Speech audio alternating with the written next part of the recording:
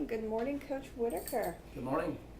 See, coming off of a great win in Floresville, and that meant 10-0 for the season for the Sand Crabs. What does that mean for you and for the program to be undefeated? Well, I'll tell you, it's very hard for a team to go 10-0. There's a lot of obstacles along the way. It's hard to get up week in, week out, and get ready to play against good opponents every week. And so it's a great accomplishment. It's the first time it's ever happened in Calhoun school history. So our kids, it's something they're very proud of, and something our coaches are very proud of. And we just want to keep this streak going and play it out as long as we can. Okay. Now, Friday, head into the first playoff game. It's going to be Sand Crabs versus San Antonio Lanier.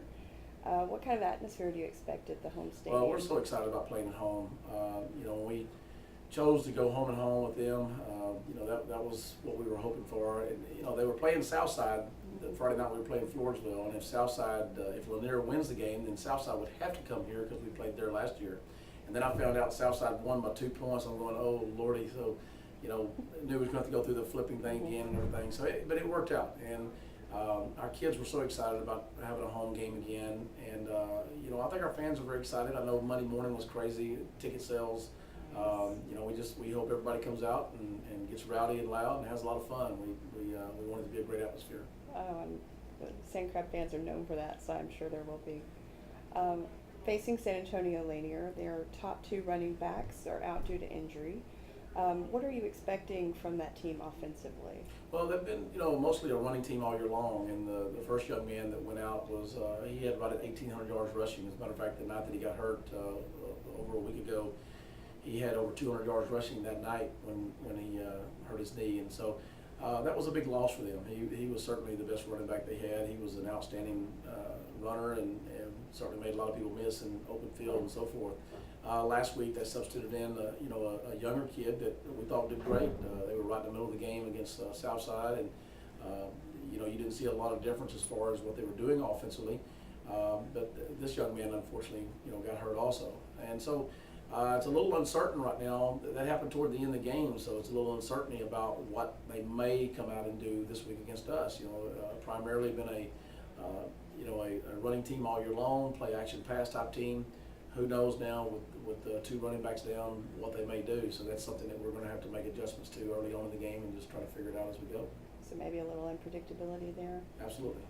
With Lanier running a really similar sort of defensive scheme to Rockport Fulton, what does that give the Sand Crabs going in? Is there an advantage? Well, we felt like against Rockport we had a great scheme that night going in. We felt like we certainly executed the scheme very well that night and moved the ball really good against Rockport.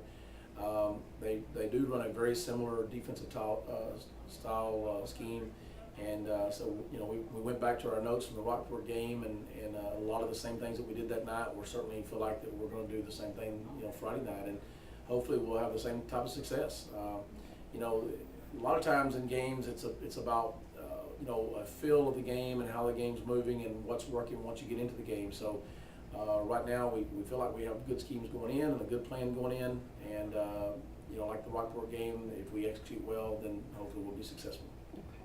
So would you say that's sort of the bottom line key for Friday night? Or? Well, I think certainly one of the things that we've done a great job of the last few weeks is not turn the ball over. We had the fumble on the punt the other night, and that cost us a touchdown.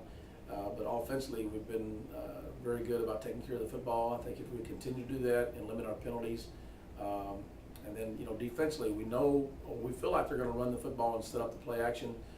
We can't, our secondary can't be lulled to sleep and let somebody get behind us and give up the big play. So I think those are the keys, offensively and defensively, for us both going into Friday night's game. Okay, and we look forward to the game on Friday. Thank you. See you then.